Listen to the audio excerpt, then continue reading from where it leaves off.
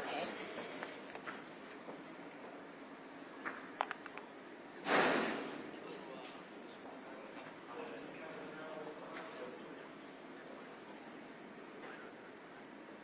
Okay.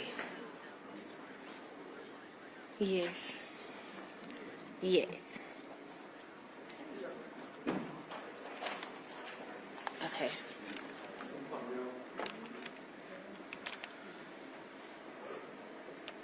Okay.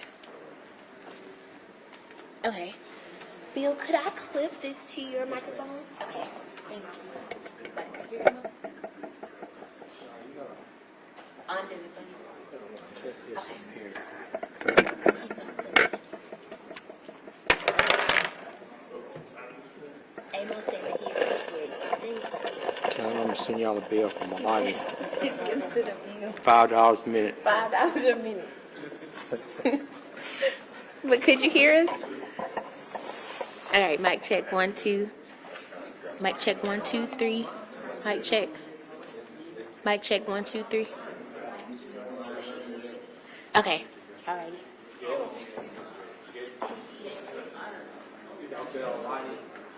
I didn't have anybody to set it on, so I just kind of let it. If I put it straight on, there's a reflection off that side.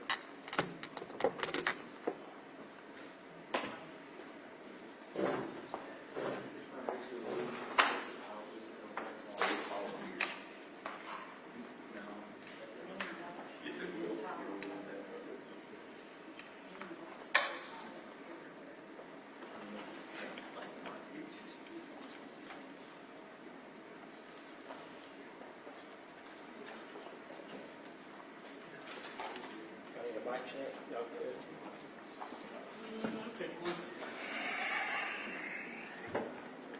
Mic check, test, mic check, 1 2 3 4 5, test, mic check. Good? Good, all right. You good?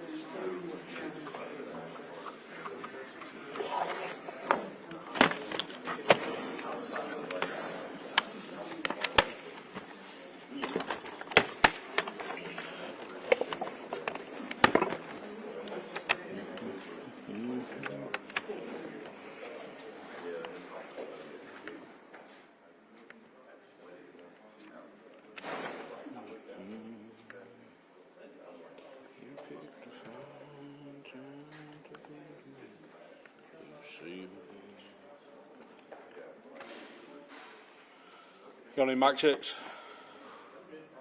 Test 1, 2, 3. Test 1, 2, 3. Everybody good?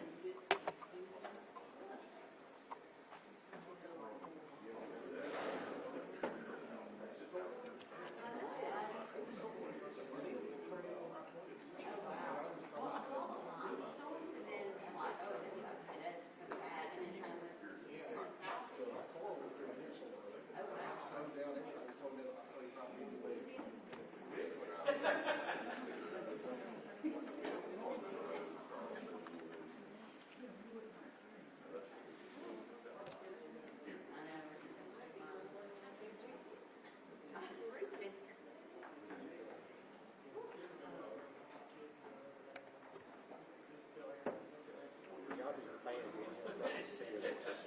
It's going to be a static picture. There will be a picture on there. You probably want to shot it. We email those out anyway. So try to get you, if you want to be real off of the video, you can, but we'll see you basically.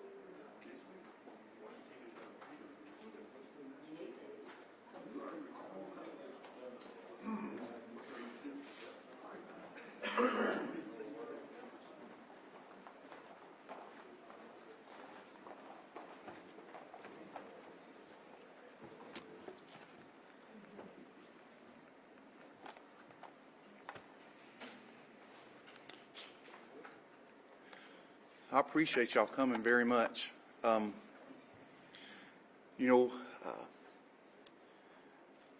for the past 10 years or so, one of the main cases that we've had open was a rape that occurred in 2012, and that code case is something that's, I'll say, haunted us a little bit in the sense that we really wanted to solve that case. And on the 4th of July, when we had the kidnapping and abduction in Chocolate, we actually, me and Captain Stone here, actually before we even got to the scene, referenced that case of 2012 about how the similarities kind of coincided. Because the attack in 2012 was in July, where a woman was followed home from the Dollar General in a local area, followed to her house. She was attacked and raped. We had obtained DNA from that case. We had no leads. It was just a cold case. Then the next July, the same thing happened in Talladega County, where a woman was followed home and attacked in her house. Then the case went cold. You know, that was 2012 for ours, 2013 in Talladega County. Then for 9 years, we've had nothing. But we've had a artistic drawing done, and that artistic drawing has been in our offices all the way up until July 4th, a couple of weeks ago. And we have it to memory. And in the Talladega case, Talladega also had received DNA, and those two cases were linked previously by the same DNA. We know that whoever perpetrated both of those crimes in 2012 and 2013 was the same person. But there was never a CODIS hit. And I'll have Captain Stone talk a little bit about DNA and what's transpiring, and then we'll come back and answer some more questions. But I do have with me Eric Snyder with the DA's office, Assistant DA, and the first Assistant DA, Laura Phillips, and this is Captain Stone. If Captain, you'll talk to him a little bit about the standard of what we've been testing for the DNA, if you'll come up. Just so everybody knows, when somebody's arrested in our jail for violent crimes or felony crimes, we take their DNA, and we submit it to the Alabama Department of Forensic Science. And then it's analyzed from that point, and it's put into a database called CODIS, which is basically a DNA database. And so our previous cases from 2012 and 2013, the Talladega case, they're in CODIS. Mr. White, when he was arrested, his DNA was collected at the time of his arrest and submitted to the Alabama Department of Forensic Science, and we got a hit linking his DNA to Ms. Vaughn's case in the 2012 case that we had. So, any questions? So is he also linked to Betty Cobb? Well, DNA on that case is still being processed by the Department of Forensic Science. So we'll know at a later time whether or not there's any DNA evidence linking him to that case. But we have, even without DNA evidence, I believe that case stands on its own through evidence that we have. But his DNA has been linked to those other two cases.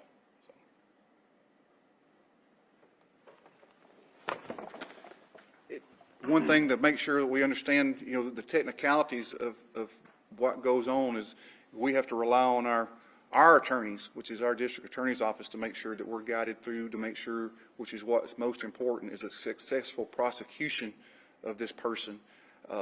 There's still a lot of work being done behind the scenes. These cases isn't over. There's a lot of investigative work. There's a lot of lab analysis that has to be done on evidence. We all get spoiled from watching Criminal Minds, which is a show that I love as well, but everything can't be done in 30 minutes. And what we have here is a preliminary hit through CODIS. The evidence of Betty Cobb's going to have to be analyzed, and that will take some months for that to happen. We're just really glad to know that we got this guy off the street. I wish we could have done it in 2012. It would have saved some heartache, and we're sad about that, but we did everything we knew to do at the time, and we're just really excited about it. But I would like to give the DA's office a chance to speak on this case and the wonderful work they've done in helping us with this. Thank you, Sheriff. My name is Eric Schneider. I'm an assistant DA. Myself, along with First Assistant Laura Phillips, will be prosecuting the case. Tony White is set for a preliminary hearing this coming Monday at 1:30. Right now, the bond is set at approximately $4 million.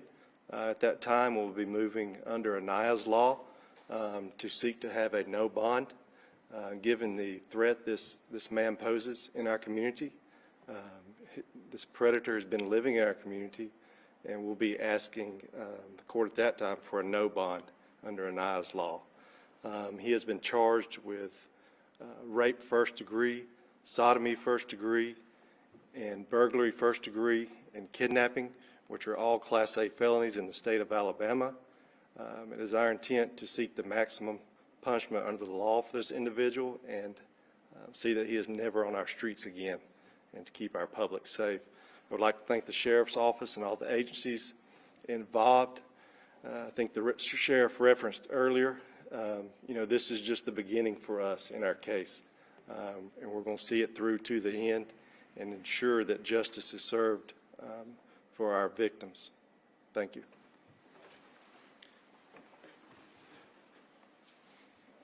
That drawing right there was made in 2012 or 2013, and this is Tony Lamar White that's been linked to these two cases in 2012 and 2013 through preliminary DNA results. I think it's important to also notate that Captain Stone here was the original investigator on the case we had in 2012, and this is something that's been very important to him. He's never let go. He would talk to the victim every year. He would check in with her up until her death, and so our victim is passed away in 2017, but it's still an ongoing investigation, and we're going to do the best we can to make sure we bring justice to her and to any other victims that are out there. So does anybody have any questions? Is White back in Alabama? He is back in Alabama. He's in our facility at this point in time, And as ADA Snyder said, that there'll be a preliminary hearing Monday at 1:30 in our courthouse. Is he being cooperative? No, he hasn't made any phone calls. He hasn't talked to anybody. He's just to himself. Me personally, I would like to know the whys. I'm as sure as I think all the public would, and y'all would want to know. I want to know. There's a lot of questions I have. I don't know if we'll ever get the answer to those questions, but if we do, and when we can, we will share those. Why somebody would do something so terrible, I don't know. It's just hard for me to wrap my mind around, but I would like to know those answers. But he hasn't given us any of those answers so far. Has he been connected to anything outside of Calhoun County? Not, Or anybody calling y'all asking for information on this case? not yet. Not yet. We haven't had anybody from outside, and if there were any other victims linked to his DNA, it would have showed up in this preliminary search. It would have showed up in CODIS, and right now we don't have any other DNA on file that would matches up to him. So Has his wife been cooperative with you all? he's not married. He's not married. He has an ex-wife, and she is very cooperative and seems to be a good person. So. What about the victim's family or the victims in 2012? Have they been notified? They have. That's one reason we found this out yesterday. And while y'all are a very important piece of the puzzle, the families are even, the victims are more important. So we made sure that they were all notified before we told y'all anything. And that was one reason why I wouldn't talk to anybody about it before today, because I think it's very appropriate for them to be notified first and not to forget about them. And I know that the viewers can't see it, but behind y'all are the men and women who make the work happen. They're the ones who solve this case. They're the ones that work diligently. And, I'm just the one that's blessed to get up here and talk to y'all. But they're the ones that are the worker bees, and they're the ones that do all the great work. And I can't tell you how proud I am of them, how proud I am to be able to work with them, because they care for people. This was a bad crime, but it was July the 4th, and nobody questioned anything. Everybody come out and worked, and they'd do it again in a heartbeat because they care about people. And so I'm really proud of them and this organization, and they make me look good. So my hat's off to the men and women that work here. Without today's technology, do you feel like you would have apprehended this guy? I think we would have, but I think it would have been longer. We'll talk specifically on July the 4th. We got to be careful here, because my job is to give information, but my job is not to teach criminals how not to get caught. But with that, technology played a big role in us catching White as quickly as we did. And there's some things in Alabama law that need to change that would be more protective of citizens, and we're going to work on that. But the thing about technology is money. You got to have money to do that, and there's got to be ways to fund those type things. And I can't, to go on record again, the mayor and city council of the city of Oxford, my hat's off to them. They have invested in their police department. They've invested in their city, and with the EMAC, the East Alabama Metro Crime Center, Area Crime Center, they have done some amazing stuff that played a significant role in catching Tony White and catching him quickly. Nothing replaces law enforcement boots on the ground, but what they have and what they did, they came in too. They brought their officers in too on the 4th of July, and they were having a big event. And so, my hat's off to Chief Partridge for his vision, and for the city council of believing in him and investing in that money, because it saved Ms. Cobb's life. And there's no telling how many other people's lives it will save. We just need everybody to understand that and invest in that technology. Your NOW's law, now Blanchard, that's on after. Is this the first time that you used that, even this time that you used it to keep these guys off the street, or do you know? I don't know about whoever's used a NI's law, but I think it's the first time we've ever used it. But I'm thankful that it's there. I hate that it had to be made, but I don't know if it's been used anywhere. In our jurisdiction, my understanding is the first time it's going to be, we'll be making a motion under a NI's law for a no bond. Can you kind of explain that, the law, and how helpful it is right now? Yes, I mean, right now, he has a monetary bond set at $4 million, which he can make that bond, and he could be potentially released if he made the high bond. Under Anai's law, with predators, if we have Monday, we'll have a probable cause hearing, and if the judge finds probable cause to bind it over and finds that he is a threat and a predatory nature, we can ask for a no bond under that law. It's I've very. spoken with the defense attorney in this case, and she says that she's seeking that, that the bond be lowered. How confident are you that that won't happen? I'm confident we can put forth a good case of showing a probable cause and hopefully get the no bond. Do these charges stem from the current case or are these from the cold cases as well? These are the current case. I'd like to explain a little bit about it. The preliminary hit that we have in CODIS, there's things that we have to do to move forward in this older case to move forward on it. There's work to be done on it. So the preliminary hit is there. We'll have to do some other work to solidify everything that we have. So it's a process, and we'll work that process because we want to make sure that our case is strong enough that it don't matter what somebody asks for, that he ain't getting out of jail. And people need to understand, people don't understand about bonds, but in the U.S. Constitution, we talk a lot of times about the Second Amendment and your rights. Well, in the Constitution, people have a right to a reasonable bail. So people say, why'd you let them out? Well, it's in the Constitution that people have a right to a bond. Well, reasonable, and we have a good case, and we think that it'll stand whether there's DNA or not for Ms. Cobb, that we know that we'll be able to do what we need to do to prosecute this case, and we're going to make sure he doesn't get out of jail. How is Ms. Cobb doing? I haven't talked to her this week, but you could only imagine, what somebody would be going through. She needs our prayers and our support, and she's a good woman. I hate what happened to her. I noticed that you've placed a rape aggression defense course on the list of events for the Calhoun County for your office. Does that have anything to do with this case? No, man, we've had, every quarter, we teach a Citizens Firearms Academy. We've done that since 1995 or 6. Probably 5 or 6 years ago, we started, this is a nationally recognized program. It's called RAD, Rape Aggression Defense. It's not something we put together. It's something we bought. We send people to become trained instructors. And we, during COVID, we hadn't did it, but we try to hold that every quarter as well. So we just started back since we've gotten off the COVID, and we're holding that class right now. And, to be honest with you, my mother's in it. My daughter's in it. I have some other people that are in it.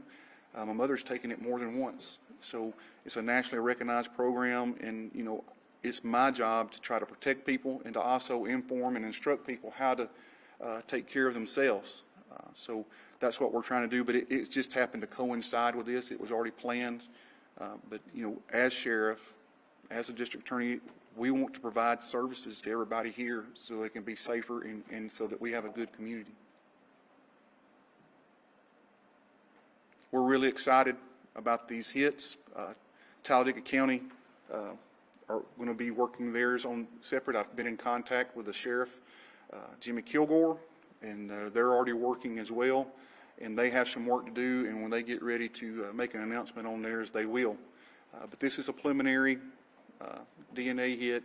There's still work to do, but we're happy to know that this guy is off the street. Can you give us an estimate of what his other charges might come forward? I don't know. We'll just have to. It's a lot of work to do. We'll see what can happen. But we're going to do our best to make sure he doesn't get to live outside a prison wall with us, good citizens, ever again. They spoke about the maximum sentence for Ms. Cobb's case. Can you give us a little bit of an idea what that maximum sentence would be for those 4 charges? On Class A felonies, it'd be 10 to 99 years. For each of them? Yes. Anything else? I really do appreciate y'all coming. I think it's important that the citizens of Calhoun County and the state of Alabama know that this guy's behind bars and that, it's one less evil person on the streets. So I do appreciate you coming. Thank you for being attentive. And if you have any questions, let us know. Thank you.